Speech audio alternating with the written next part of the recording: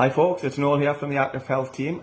What I thought I'd do here is just give you a very brief guide on portion sizes. So I'll take you through all the food groups, not keep you too long, and so give you a rough idea portion sizes for these different groups. So we'll start with fruit and veg. And yeah, fruit and veg can be fresh, can be frozen, can be tinned, can be dried, can be juiced. So in terms of your fresh and frozen, the actual measurement is 80 grams. But if you're not sure what that is, it's about a handful. So it could be something like a pepper, an orange, an apple, handful of grapes, handful of cherry tomatoes, that type of stuff. For your tinned fruit, 3 spoonfuls, 3 tablespoonfuls, and obviously try and get the fruit in its own juice rather than syrup and things like that. For your dried fruit, so your raisins and other fruits like that, 1 heaped tablespoon. And for your juice, so just imagine this water is juice, it's 150 milliliters. So not a lot there. And just be aware in your juice and your smoothies there will be a higher sugar content, so that's why you've got to limit it at 150 mils. We'll then move on to our carbohydrates. We'll start with simple ones to begin with. So things like a Weetabix and a slice of bread, they're classed as a portion. So if you have a sandwich, you've had 2 portions for your daily amount. In terms of things like your cereal, once again, 3 tablespoons heaped will get you for your cereal. For your uncooked pasta, 3 is a magic number again. For cooked pasta, it is 2 heaped.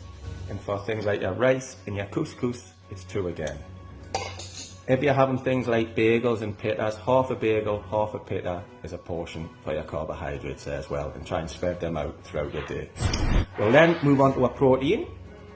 Beans are a good source of protein. These half tins, 200 grams, count as a portion there. This also counts towards 1 of your 5 a day as well. In terms of things like your meat and your white fish, hand size. So if the size of your hand, there's a portion there. And obviously go for the leaner cuts of meat and fish and things like that if you can do. For your oily fish, which you should be looking to try and get once a week, handy. The tin size that they serve it in, 125 to 150 grams, serves as a portion there. In terms of your pulses, so things like lentils and chickpeas, we're back to the 3 heaped tablespoons for that one. Peanut butter falls into this category. 2 little teaspoons of that as a portion. And the peanut butter counts, nuts obviously count as well, so it's just a little handful there for your nut portion. Okay, brilliant. We'll move on to a dairy one now.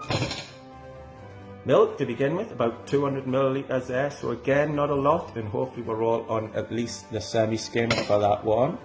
A yogurt. Bit like what oily fish there, the size it comes in tends to be about a portion, 125 to 150 grams milliliters there. For cheese, it is 2 fingers, and also the sort of height of your finger as well. So basically about a matchbox there for your cheese intake. You can get half fat and lower fat cheeses though as well. For things like your cottage cheese, we're back to the magic 3 tablespoons there. For your low fat cream cheese, 2 counts as a portion.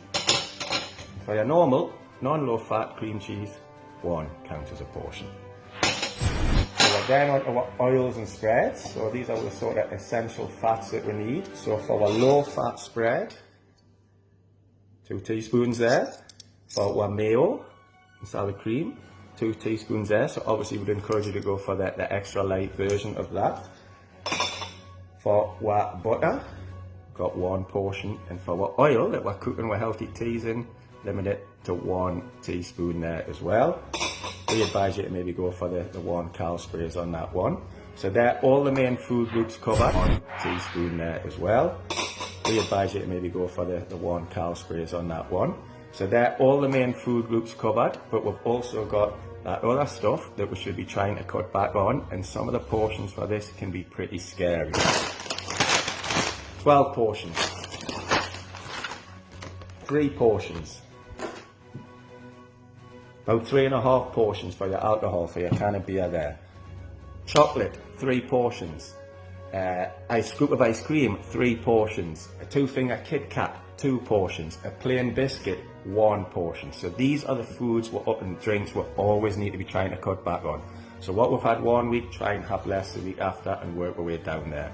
I'm not saying you're never allowed them, but we'll have to be sensible and have them in moderation. And I think I've just about covered that in just under 5 minutes. Any other questions, post comments, and I'll try and get back to you. Cheers, folks.